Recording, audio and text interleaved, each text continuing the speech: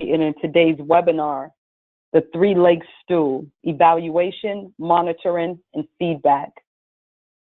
My name is Talia Rivera. I'm the Director of Private Philanthropy here at the Council and your moderator this afternoon. Today's webinar will be facilitated by Faye Twerksky and Benny Samuels. Faye Twerksky is the Director of the Effective Philanthropy Group at the William and Flora Family Foundation. The team, which she shaped and launched in 2012, guides strategy, evaluation, and organization learning within the Hewlett Foundation, and also leads grant making in support of organizational effectiveness and a strong philanthropic sector. Faye is a frequent author and commentator on trends in philanthropy. Her publications include the 2014 Stanford Social Innovation Review article, The Artful Juggler, on what it takes to be a successful foundation CEO, as well as Listening to Those Who Matter Most, the Beneficiaries, and A Guide to Actionable Measurement. Benilda Benny Samuels is a seasoned bilingual integrated marketing communications executive with 25 years of experience developing and implementing communications campaigns that engage the hardest to reach populations, including teens, poor men of color, the underserved, Native Americans, and the working poor. In her role of Chief Marketing and Communications Officer at Nurse Family Partnership, she serves as the lead strategist responsible for increasing referrals for NFP's Vision to Scale plan, in addition to all national communications and outreach efforts. Before I turn it over to Faye, I'd like to share a few housekeeping items with you. To access the help desk, select Help option in your toolbar at the top of your GoToWebinar navigation panel. If you'd like to ask our speakers a question, click the questions box to type and submit your question.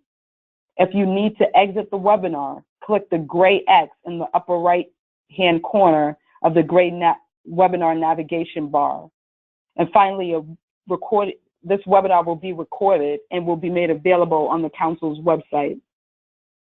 Thank you again for joining us, and now I'll turn it over to Faye. Thank you, Talia, and to the Council for this opportunity. I'm going to take a few minutes to offer a framing about the three-legged stool concept, and then I'm thrilled that Benny is joining us to provide an example of the three-legged stool in the Nurse Family Partnership organization. And then I'll make a few concluding remarks about how this concept also works in a foundation context. And then I want to make sure that we save enough time for your questions and comments because those are often the best part of these kinds of webinars. So so think of your questions along the way, and I want to make sure that we have a chance to get to those as well.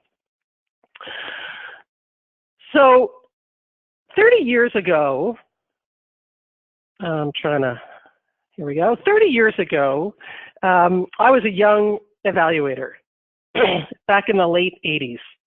And in the late 80s, the evaluation field was in search of what I would consider technical accuracy. We were looking for the best techniques, especially for measuring outcomes and impact. Evaluators especially wanted to be taken seriously. M&E, or monitoring and evaluation, was just beginning to get traction in the social world, and there were lots of efforts to add rigor to both evaluation and monitoring. At the time, people were quite dismissive of what were called client satisfaction surveys. They were thought to be unreliable. They were self-report, that folks thought results would skew to the positive, that they weren't trustworthy. There was a lot of denigration of that kind of information gathering from the people that were being served through nonprofits. But as the social sector over the last 30 years has become more human-centered in many ways, I am arguing that it's time to also make measurement more human-centered. So first, what do I mean when I say monitoring and evaluation? So evaluation is essentially, it's a term that's used by many different folks in many different ways, but in the social sector world, I am using the term evaluation to basically mean independent third-party evaluation. So when an organization, a foundation, a nonprofit contracts with an independent third party to get a more objective view of how things are going and to question the key assumptions underlying a program or an intervention, that's what I mean when I'm talking about evaluation. Really important. We commission a lot of evaluations here at the Hewlett Foundation, and it continues to be really important. Monitoring is a nice complement to evaluation. These things are often talked about together, monitoring and evaluation, but they really are quite distinct. So monitoring is typically the kind of information gathering, the data collection that's done by an organization itself. Typically, it includes collecting numbers of services provided, the intensity, the frequency of services, demographic characteristics, sometimes short-term outcomes. To the extent that there is really good evidence about a model, an organization could use monitoring to speak to fidelity to a model. Are we providing services in a way that adheres to what it is we're trying to actually accomplish? Monitoring is really important, and both monitoring and evaluation, I would say, have gotten stronger over the years. Since I began my work in this field about 30 years ago, both have become stronger, more rigorous, more nuanced, and there's lots of different kinds, more flavors of both that have developed. So in the evaluation world, we've seen a lot of more rigor that has developed through the application of randomized controlled trials that tries to answer with a great deal of certainty whether a certain intervention caused the desired results. But there's also been other kinds of evaluation that has grown up over time. Developmental evaluation, appreciative inquiry. These are efforts that are meant to be sort of alongside programs and give more real-time feedback about how programs are going. But they also, all of these types of evaluation are still conducted by independent third parties. As we have moved more into being more sophisticated in our strategies, evaluation has tried to keep up with things like strategy evaluation, and where you can't always know with certainty how to attribute results to certain specific actions. There's now new kinds of analysis like contribution analysis. How much might this particular set of interventions contributed to an example of a result? Similarly, monitoring has also improved. So especially aided, I would say, by technology, how organizations can track their progress has gotten a lot better. So in many international settings, GPS has actually been quite helpful in terms of big data systems understanding the patterns of movement. Electronic health records is another example.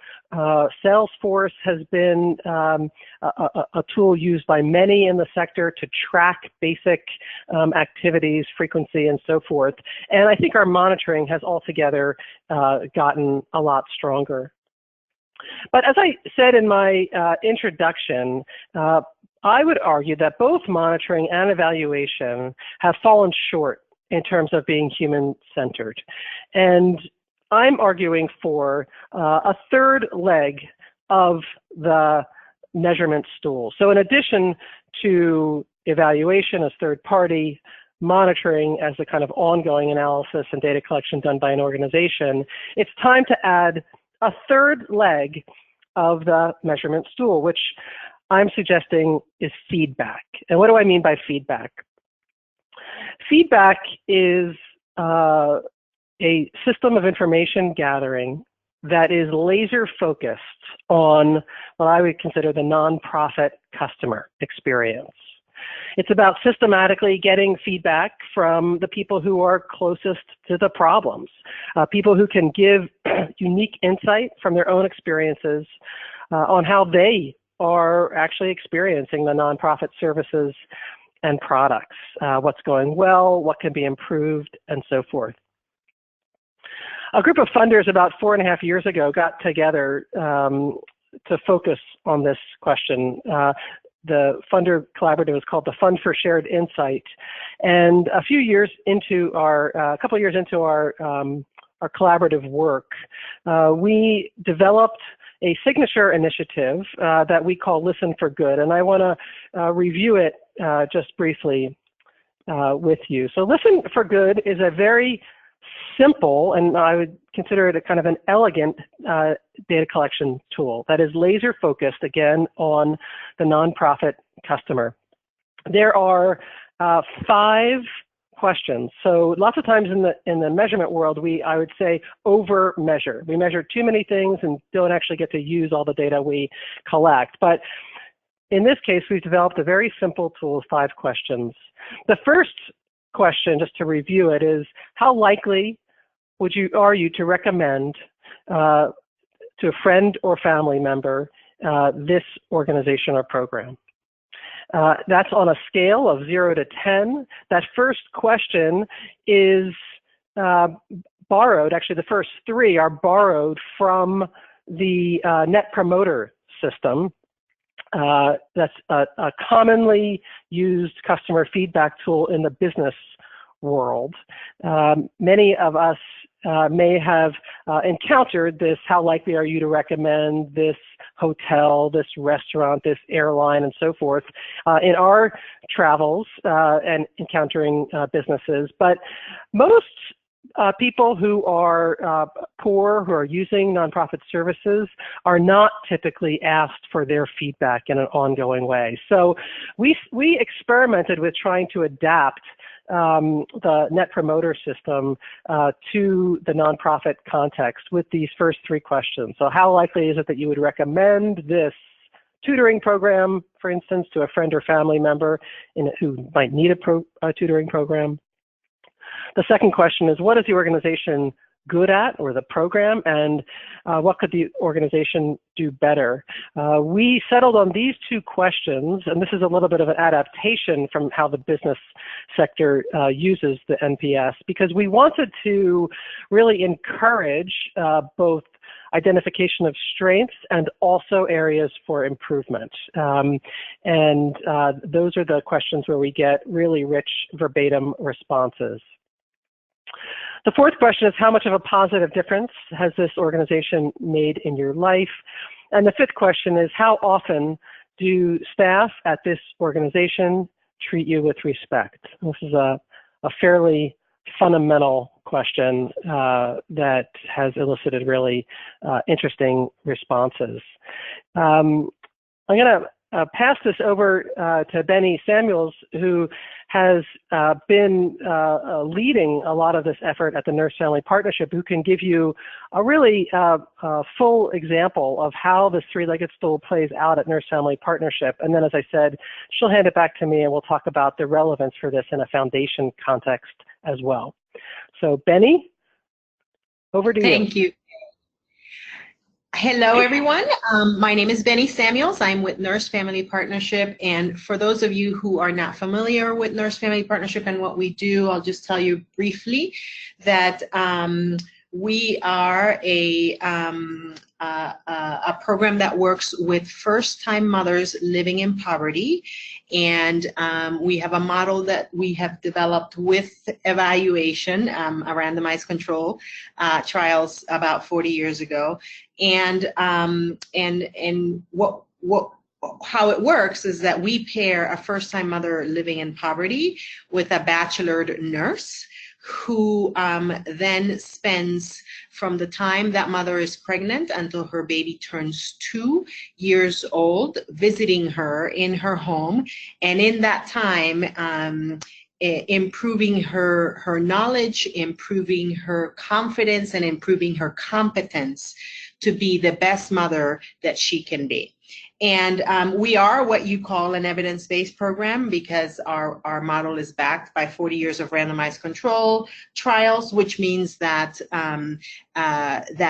if the model is followed with fidelity and we monitor that fidelity, then marvelous outcomes result, right? Our kids end up in the child welfare system at much lesser rates than kids who are not in NFP. You also don't see them in the emergency room as much as kids who do not have the benefit of this nurse. And mothers become self-sufficient in those 2 years. They go back to school, they go back to work. And so there's a number of outcomes that we are very proud of, mostly in the realms of improving pregnancy outcomes. We improve child health and development, and improve economic self-sufficiency. Those are the 3 buckets in where we definitely see a difference. So now that you know a little bit about Nurse Family Partnership, I'll tell you that 2 years ago, we applied for the Listen for Good grant that Faye mentioned. We had over the years, through our nurses who deliver the program directly with mothers, had tried to get satisfaction information and feedback from them. But the way that we had been doing it was that the nurse would take a paper survey into a home during a visit, and ask mom to fill that out, either then or later, and mail it in. And well, we didn't get a whole lot of response that way. And as you can imagine, if you're getting a service from someone who after a period of time you become really close to, because this relationship develops with this nurse, it's really hard to sort of give full, feedback to the nurse, and give it back to her, right? Some people would be worried that she wouldn't come back, or that when she came back, she would be a little upset about the feedback that you got. So that didn't work out very well for us. But then, later on came Listen for Good. We applied for this grant, and we decided that we were going to try a completely new way for us to get feedback from our mothers. And that was that we were going to do it from the National Service Office, which is where I sit.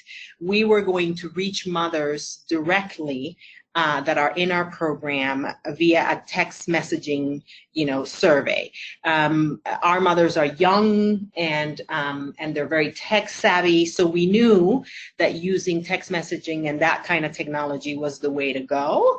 But I'll tell you that because we'd never communicated with them that directly, we didn't know if the phone numbers that we had in our database were going to be good, they were going to be landlines or cell phones.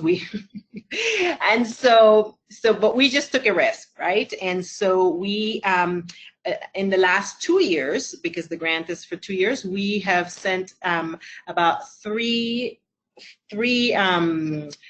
surveys to moms via text messaging. And all together, we've surveyed more than 3,000 of our mothers.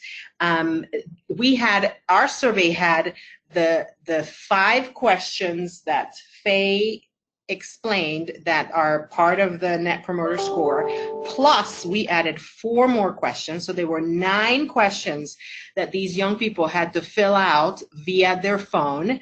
And our response rate was beyond what we expected, right? I think we are when we take each administration together, our response rate is close to 19%.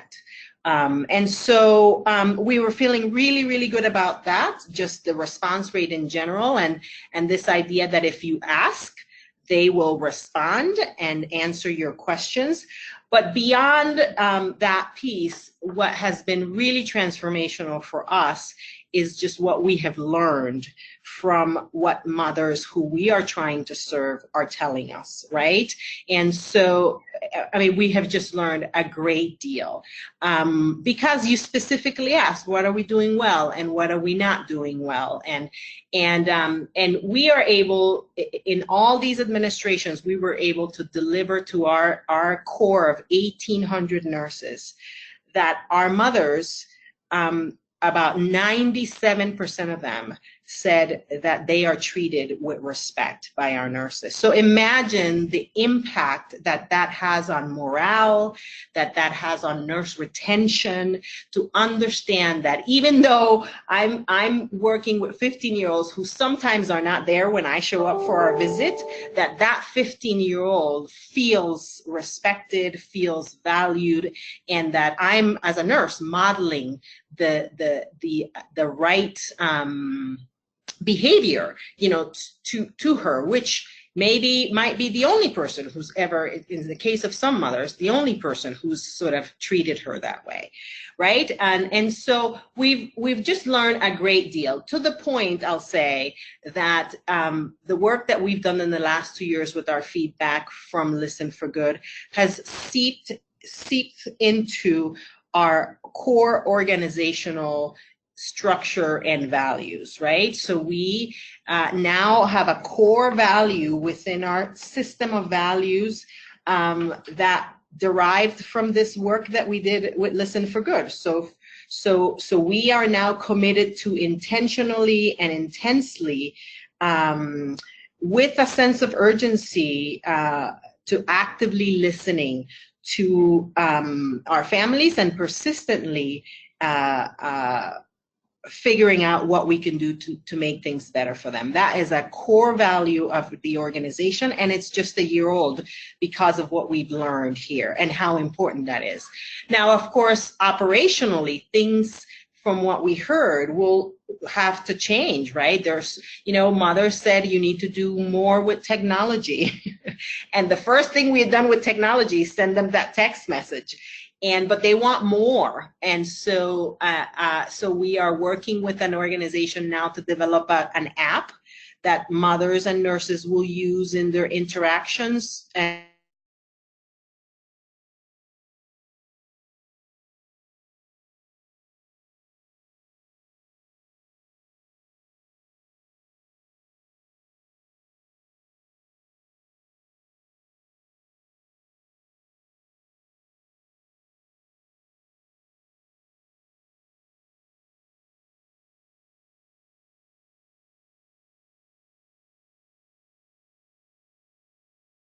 to get to know each other and to have sort of group sort of settings where they can sort of begin to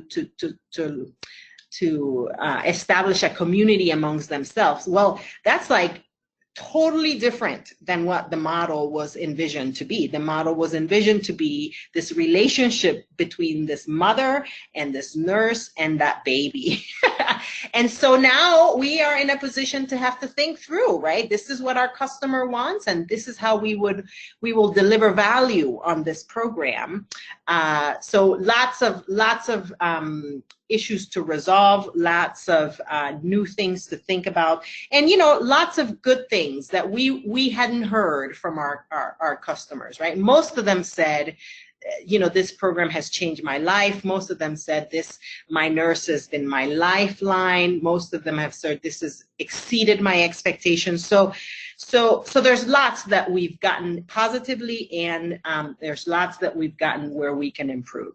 The one other thing that has resulted from the 2 years of this work with Listen for Good is that, I mean, this is so important to us now that we actually created a position in the organization that's a feedback manager position, and that person is responsible for making sure that we're always hearing from moms. So from now on, even without the grant, we are going to be doing, you know, 3 or 4, you know, administrations and feedback surveys to moms every year. But we've also started to do satisfaction surveys with our implementing agencies, which are the agencies where the nurses actually work out of, right?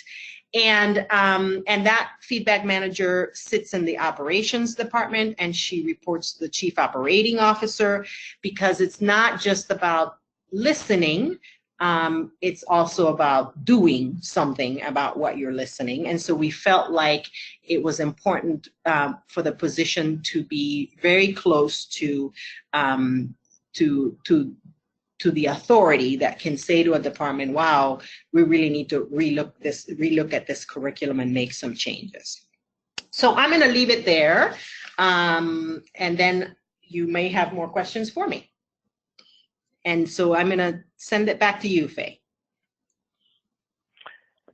Thank you, Benny. Thank you. I'm going to wrap us up here by talking about how this can relate directly to foundations. But one of the things I really love about the NFP example is that even when you have evidence, which NFP of course does, it doesn't mean that you have to stop innovating. And one of the things that the feedback has really shown us is that it is a tool for ongoing innovation, even when you have evidence, and also when you don't. So as a reminder, I want to just bring us back to the Listen for Good tool. And I want to just frame the next couple of slides with an orientation to the Net Promoter System and how it gets scored. So if you take the core question, how likely would you be to recommend this nonprofit to a friend or family member in a similar situation as you? In the business world, there's a very simple calculation for how you calculate a score. And there's a lot of empirics underneath that calculation, which suggests that if somebody rates a 9 or a 10 on that scale, where they're saying we're extremely likely to recommend, they're considered a promoter. If they rate a 7 or an 8, they're considered a neutral. They're not likely to promote the business, but they're also not likely to detract from it. And if they rate somewhere between a 0 all the way through a 6, they are considered a net detractor. So they're likely to make comments about that experience that are more negative than positive. And the way you calculate a score, it's very, very simple. It's part of what I like about this is how simple it is you take the proportion of promoters, those who rate 9s and 10s, and you subtract the proportion of detractors, and that gives you a score. And that score can be anywhere from a -100 all the way to a +100. So, for instance, in the business world, specialty foods stores like Trader Joe's or Whole Foods Market, they tend to get net promoter scores that are in the 70s. Same thing with Amazon. People like those businesses and they're likely to promote them. They're going to say, hey, go to Trader Joe's, get this really cool dried mango, really it's great. Or, Amazon has this really cool thing that you can buy really cheap. People promote those businesses. As opposed to, say, telecom or utility companies, they also do the net promoter system. And what's interesting about utility companies in particular is that there isn't choice there. You either get your electricity from the utility company or you don't. You don't really have a choice in your local neighborhood who you get your utilities from, which was interesting to us when we tried to adapt it to the nonprofit sector, because clients don't always have the same amount of choice as we do in the business world. So at any rate, the telecom and utility companies, they tend to get ratings in the teens. So you can see it's quite important when you're using a Net Promoter Score to be able to compare similar organizations. So if you're a telecom company, you want to be compared to other telecom companies. You don't want to be compared to Trader Joe's because you'll compare very disfavorably. But if you get a 20 NPS as a telecom company and your competitors are in the 14s, 13s, then you're doing better than your folks in your industry. So that was one of the things we were interested in when we experimented with applying the Net Promoter System in the nonprofit sector was, would there be variation across sectors? And we actually found that there was. So this shows you the first analysis that we did of the Listen for Good data set.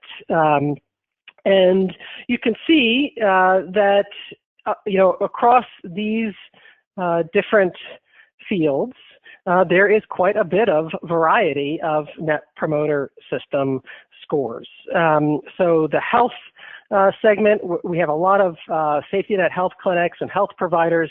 They tend to get the highest ratings overall, whereas the education programs tend to get the lower ratings, and you see that there's variation in between according to these other fields as well.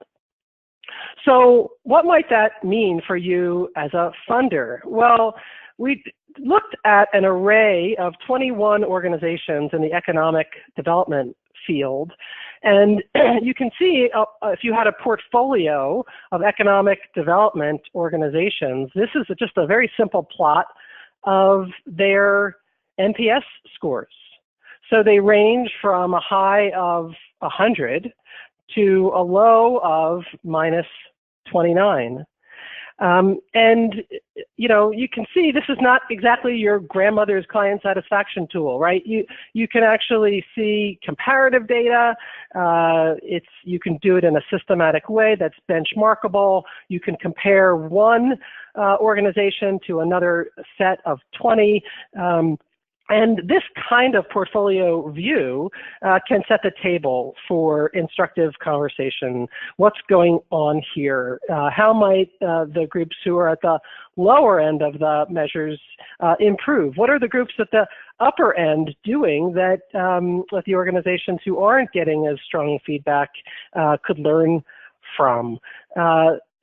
We didn't really spend much time on this, but one of the beauties of this particular leg of the stool is that the data can be very timely. So oftentimes evaluation, it can give you, a lot of attribution and a lot of certainty and objectivity, but what feedback can give you as a complement is very timely information with which to get insights in a more regular, routinized way that you can apply in closer to real time. It tends to be less expensive, and everybody can kind of understand it fairly simply. We, just going back to Listen for Good for a moment, we have a few more grant rounds in the fall that we'll be making available to nonprofits around the country who serve people who we consider whose voices are least heard. We're going to be building out the whole benchmark, stable of benchmarks for all the different fields through 2019, using those grant rounds to do that. And then we're going to open up the Listen for Good survey tool on the SurveyMonkey platform for public use, so that any nonprofit can use this tool and have the benchmarks as long as they have a SurveyMonkey membership. And this is the kind of thing where a funder could support the organizations in their portfolio with a, some opportunity to defray some of the costs of doing it, but then allow the organizations to have the benefit of this learning, as well as the funder itself having a portfolio view. So I'm going to close with that and hand it back to you, Talia, to moderate any questions. Thank you. And just a reminder, if you do have any questions, just type your question into the question box that's on your control panel, and I will get those out to the speakers. One question did come in, and the question is, for the 5 Listen for Good questions, what if the feedback provider has no comparison? How do you adjust the feedback provider to not know what they don't know? I think Do you understand that question, Faye? I'll do the best I can. I'm not sure when that question came in, but it may have been before the last few slides. It came in. I think. Yeah. It came in when you were doing that piece. I just didn't want to interrupt you, so I held Sure. on to it. Yeah. So hopefully the comments at the end helped address that, because I do think that is it's a good question, because without any sense of comparison, it's hard to know, well, is a 40 good or is a 40 not good? You know, should I be comparing to groups that have 70s or groups that have 30s and so forth? So that's why the benchmarks are so important. You know, comparison is kind of the holy grail in any measurement. You know, in evaluation, it is. In any kind of measurement, you want to understand compared to what, to help you with interpretation. And so that's why we were explicit about building out the benchmarks by field, so that you get some sense of how is my program doing relative to others. For instance, not only are education programs getting lower scores than the other fields, but also we know that youth tend to rate lower than adults. They're just more maybe candid with their feedback. But so if you have a youth program, it's quite important to compare it to other youth programs and to look at the data that way as well. Okay, another question came in. When do you expect the Listen for Good Survey 2 to be available? In 2020. It will be publicly available. We're going to open up the platform. SurveyMonkey has been a great partner for us, and we're going to open up the platform in 2020 to all nonprofits who, again, want to avail themselves of that template and tool and all of the benchmarks and the artifacts about how to do feedback well, what's the right moment to do it, and so forth. Before then, though, the Fund for Shared Insight is offering a series of small grants for nonprofits who are interested in participating in Listen for Good, and who will help us in that process also build out the benchmarks on the SurveyMonkey platform. And those grant rounds will be available starting probably the fall into early 2019, and everybody can take a look at the fundforsharedinsight.org for information about that. We also have one grant round at the end of June. That's our final matching grant round that we're doing with local funders. So if anybody's interested in that as well, in the next, we're doing anything in the next couple of weeks, so it would be a short turnaround. But take a look on fundforsharedinsight.org, and you can learn about the upcoming grant rounds. Awesome. Next question. Is this really feasible for a small nonprofit? And if so, who does it? Who in the organization takes on this responsibility?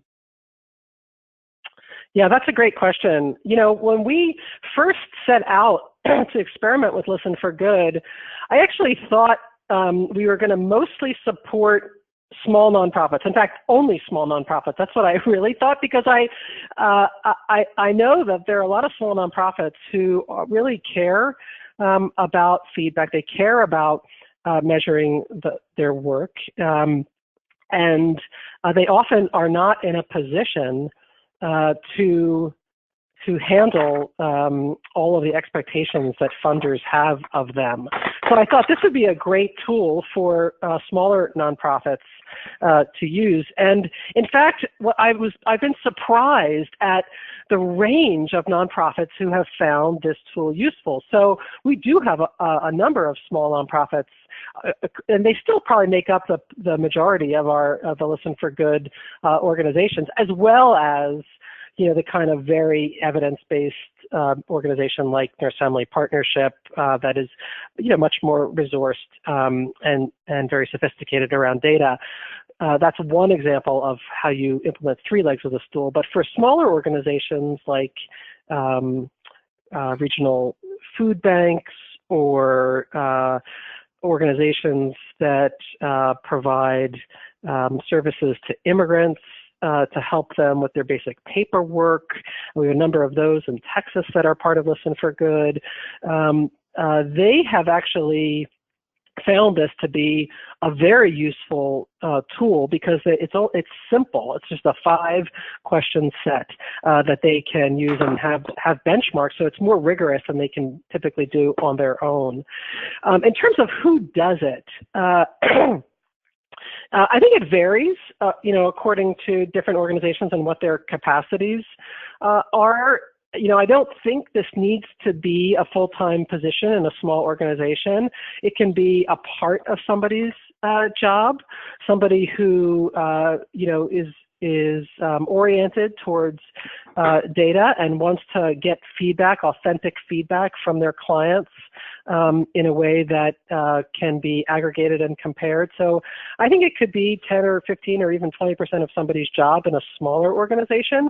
And as the organization grows and as your need for information and feedback grows and the complexity of what you do grows, you could grow that role into a larger role. If there's also another data-oriented person there who's already doing the reporting on data for other purposes, this could become part of their role as well. Yeah. Could I just add a couple to that, just as an example for how we did it with NFP. So when we got the Listen for Good grant, the grant covered a very small percentage of my time.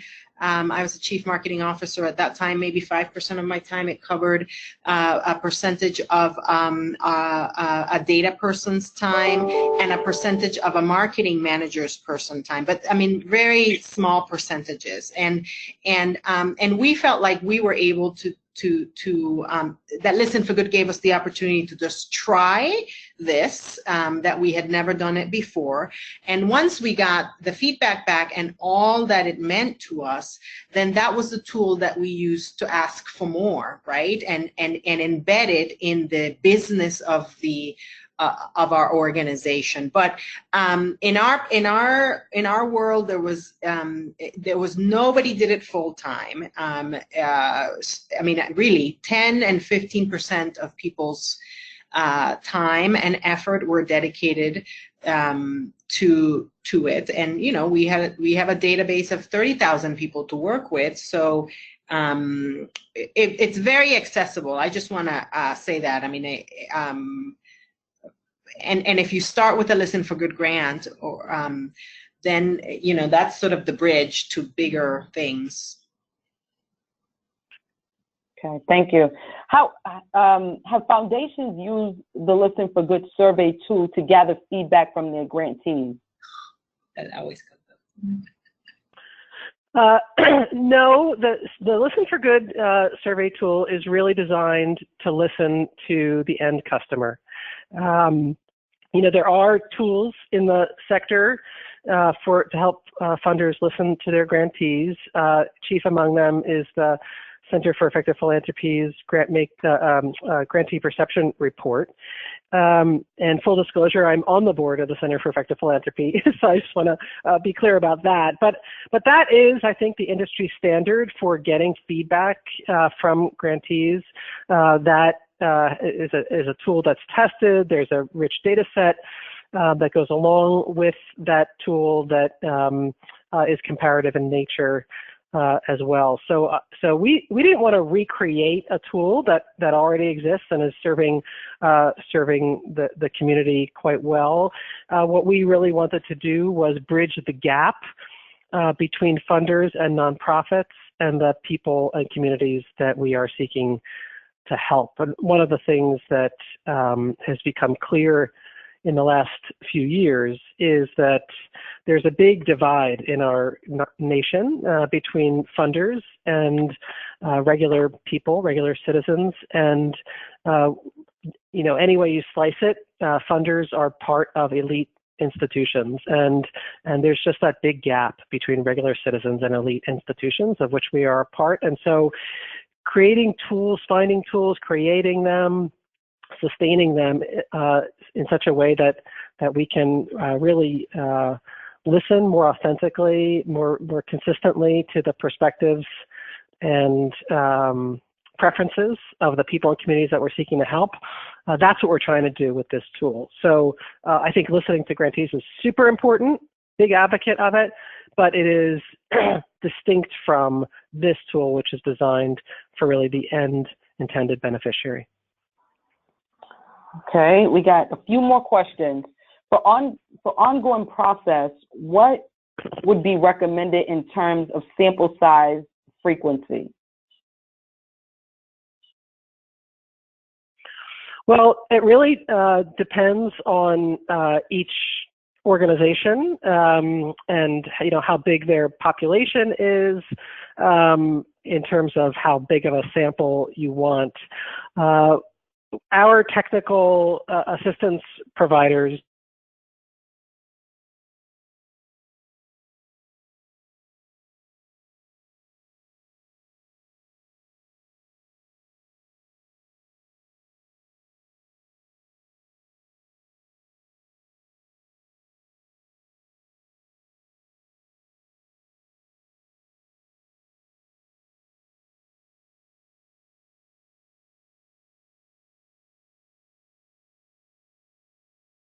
set of people that you're working with. And then, we aim to get as high a response rate as possible. So, and it really depends on which technique you're using too. So with NFP, they were able to get up to a 19% response rate, which is great for that kind of program, where it's way better than most telemarketing. Most marketing surveys like that in the business world, they get maybe 1 or 2% response rate, and they make a lot of decisions on the basis of that. So to get 19% is really high for sending out a survey like this via text. For most of the nonprofit programs that are much, much smaller than NFP, we aim to get a response rate north of 60%. And in most cases, actually, the programs are able to achieve that if they administer the survey at what we would consider the right moment of truth. Next question is it worth adding a few social demographic questions to characterize clients and further address concerns through focus groups with these populations? Yes, that's a great question. So the tool includes standard demographic categories that are optional. So we wanted to keep this as simple as possible and no simpler, but we do have a set of demographic questions about race and gender and age that we encourage all organizations to include so that you can partition your data by those characteristics. And in fact, we know that they are really important, and we've learned about some really stunning examples of differences in feedback and differences in customer experience by race and ethnicity and gender identity. So in our most recent data mining, we did a whole deep analysis. Harder & Company Community Research did it with us as a third party, but we did a whole data mining analysis of the Listen for Good data set to look at variations in experience and found that race and ethnicity, there are many different kinds of experiences that people have in different organizations that are really worth digging into, as well as by gender identity. For instance, we know that transgender identified customers, nonprofit customers, clients, even though it's a small proportion of our sample, it's big enough that it's a statistically significant worse experience than other people of other gender identities. So, and in specific organizations, we know that this plays out in a way that can raise important issues around cultural competency, language, and so forth. The other question that person had was about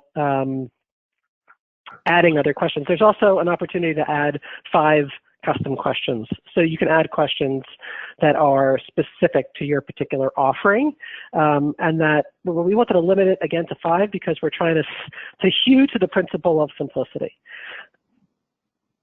And okay. This is Benny. I would just, can I just add to the question around the